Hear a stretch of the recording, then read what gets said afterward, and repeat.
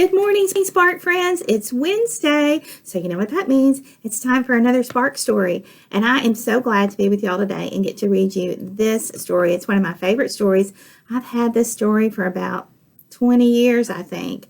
My mom, about 20 years ago, got to go to Edinburgh, Scotland with my aunt and my grandmother. And while they were there, they bought this children's story for me about this little dog, and his name is Bobby. And Bobby is a Scotty dog, and he's a really interesting little friend, and we'll learn about him in just a minute when I read the story.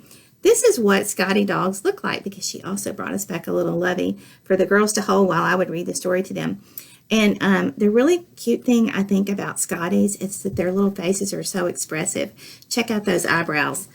And this is what I like to do. Like, you can bend the eyebrows a little bit, and like he can look surprised, or he can look, kind of like sad or something. But it gives him kind of a cute little expression. Anyway, he's going to sit right here. I know he's not a real dog like Miss Stephanie's dog, but he's going to sit right here while we read the story. Okay, one of the best things about reading is that even though you're at home, and like right now, especially with COVID, we can't travel, but we can read books about places, about faraway places, and learn about those people and their animals and their friends and how interesting those places are. And this one I want to show you on a map is a story about Scotland. Now, this is a map of the world, and right over here is North America. And as you might guess, where those cactus are is where Texas is. So that's where we are. So we're here. And Edinburgh, Scotland is way over here on the continent of Europe. You have to go over the sea, the Atlantic Ocean, to get there.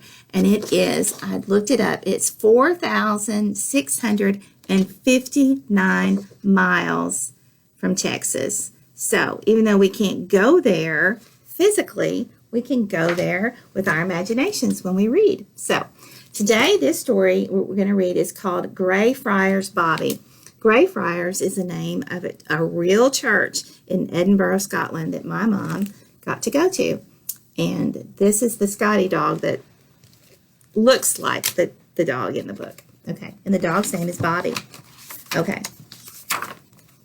This book is written by Ruth Brown about this man and his dog named Bobby. I think this is a real story, which is kind of cool. Okay, so this is a story about these two kids traveling with their parents to Edinburgh, Scotland, and one of them's getting tired. "I am fed up with sightseeing," moaned Tom. "It's too hot, and I'm thirsty." "Well, you're in luck," said Becky. So Becky's his sister. "Here's a fountain. Have a drink." "It's a drinking fountain for people and dogs," said Tom, reading the inscription. And so right down here is a little dedication, and let's see what it says. "A tribute to the affectionate fidelity of Greyfriars Bobby.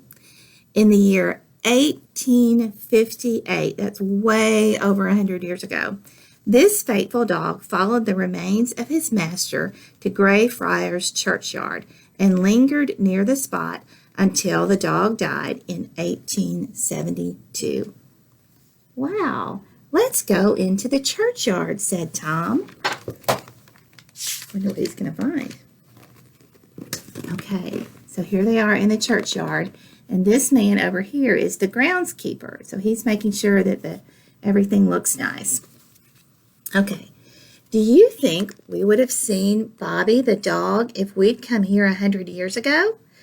"Of course you would," said the gardener.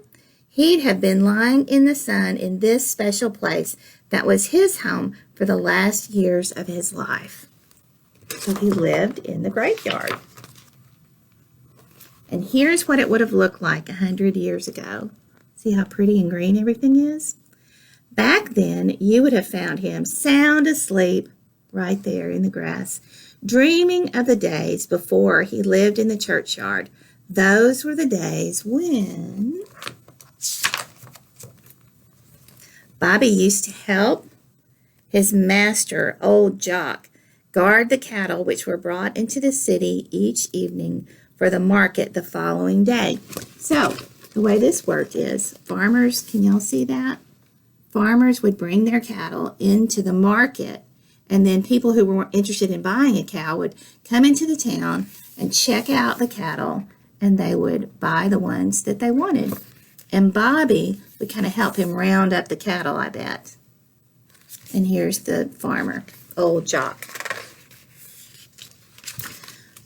The story goes that in the morning after work, Jock and Bobby would sit in the cafe owned by Mrs. Ramsey, who would always save special tidbits for Bobby, a bone, a bun, or even a piece of pie. Now, I've never given my dogs a piece of pie, have you?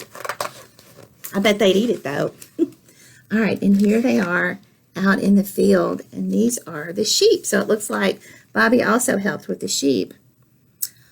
On their rare days off, they walked for miles in the hills where old Jock had lived as a boy.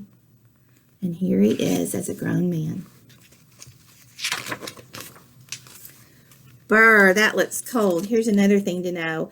Scotland is north of Texas, and it gets really cold there in the wintertime and snowy.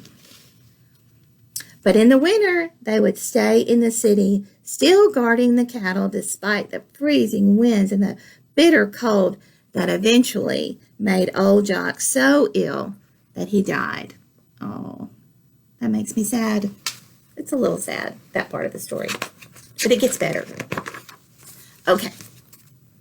And on a gray morning, Bobby followed his master for the last time to the churchyard of Greyfriars.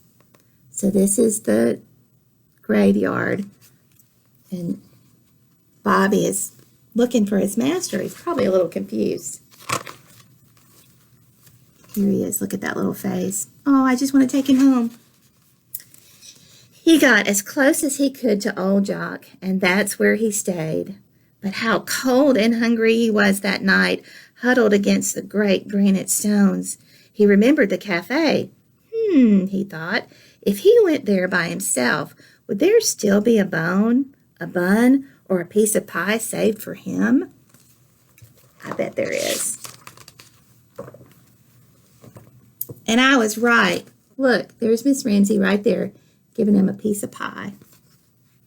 Of course there was. And when Mrs. Ramsey found out where Bobby was living, there was food for him every single day. The people were so touched by the loyalty of the little dog that they looked out for him and they looked after him. So that means they made sure he had everything that he needed. And look, the children even went to play with him.